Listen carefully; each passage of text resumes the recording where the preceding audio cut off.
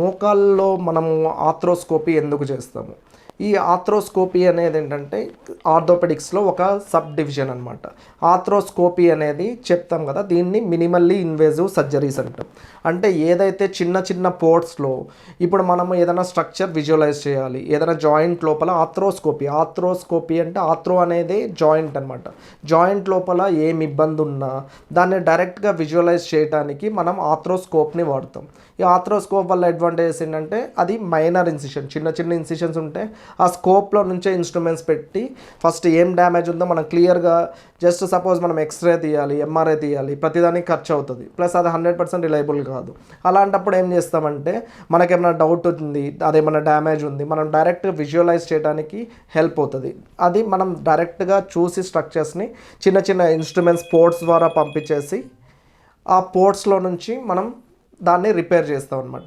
జనరల్గా నీలో ఎవరికి ఆర్థ్రోస్కోపీ చేస్తామంటే మనకేంటంటే జనరల్గా ట్విస్టింగ్ ఇంజురీస్ ఉంటాయి అనమాట. ట్విస్టింగ్ ఇంజురీస్ అంటే స్పోర్ట్స్ ఆడుకుంటా జనం ఏంటంటే సడన్గా కాలు మెలికబడ్డట్టు అవుతుంది అనమాట. అలా మెలికబడ్డప్పుడు వెయిట్ అంతా వచ్చినప్పుడు ఏమవుతుందంటే ఈ లిగమెంట్ అనేది డ్యామేజ్ అవుతుంది. లిగమెంట్ అనేది డ్యామేజ్, అది పార్షియల్ టేరా, కంప్లీట్ టేరా, లేదంటే మెయిన్ కామన్ స్పోర్ట్స్ ఇంజురీ ఏంటంటే ఏసీఎల్ అంటారు. దీన్ని యాంటీరియర్ క్రూషియేట్ లిగమెంట్ అంటారు. ఈ లిగమెంట్ అనేది ఏం చేస్తుందంటే కీల్ని ముందుకు వెళ్లకుండా కాపాడుతుంది అనమాట. సో గబకన్ ట్విస్ట్ అయినప్పుడు ఏమవుతుందంటే ఆ వెయిట్ అంతా పడి ఈ లిగమెంట్ టేర్ అయినప్పుడు జనరల్గా ఏమవుతుందంటే ఈ లిగమెంట్ని ఆర్థ్రోస్కోపిక్, ఎందుకంటే జనరల్గా ఇలా అయ్యే వాళ్ళందరూ యంగ్ పేషెంట్స్ ఉంటారు. సో వాళ్ళలో ఏంటంటే కంప్లీట్ జాయింట్ని ఓపెన్ చేయకుండా ఈ లిగమెంట్ని స్కోప్ ద్వారా ఆర్థ్రోస్కోపిక్ ఏసీఎల్ అంటే యాంటీరియర్ క్రూషియేట్ లిగమెంట్ రీకన్స్ట్రక్ట్ చేస్తామన్నమాట. అలానే ఆ ట్విస్టింగ్ ఇంజరీస్ అప్పుడు ఏమవుతుందంటే ఈ మెనిస్కై డ్యామేజ్ అవుతుంది.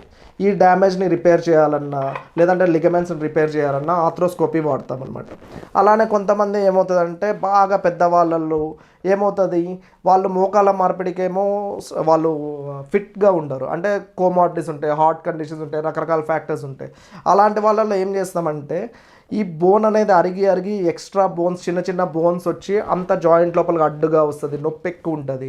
అలాంటప్పుడు ఏం చేస్తామంటే మనం ఆర్థ్రోస్కోప్ ద్వారా మొత్తం సెలైన్ లావేజ్ చేస్తాం. ఏదైతే ఇన్ఫ్లమేటరీ మీడియేటర్స్ ఉంటాయి, ఏదైతే పెయిన్కి రెస్పాన్సిబుల్ అయిందో అవన్నీ, అదే డయాగ్నోస్టిక్ లావేజ్ అంటాం. దాన్నంతా ఇన్ఫ్లమేటరీ మీడియేటర్స్ అన్నీ ఫ్లష్ చేస్తాం. ఇంకా కొంతమందిలో స్పోర్ట్స్ ఇంజరీస్లో ఈ కార్టిలేజ్ డ్యామేజ్ అవుతుంది, కొంతమందిలో ఇవి డ్యామేజ్ అవుతుంది. అవన్నీ రిపేర్కి మనము నీ ఆర్థ్రోస్కోపీ వాడతాం అనమాట. ఈ ఆర్థ్రోస్కోపీలో రిజల్ట్స్ చాలా బాగుంటుంది, ఇమీడియట్గా నడవచ్చు. రీహాబిలిటేషన్ కూడా కొంచెం ఫిజియోథెరపీతో అన్నీ సెట్ అవుతాయి అనమాట.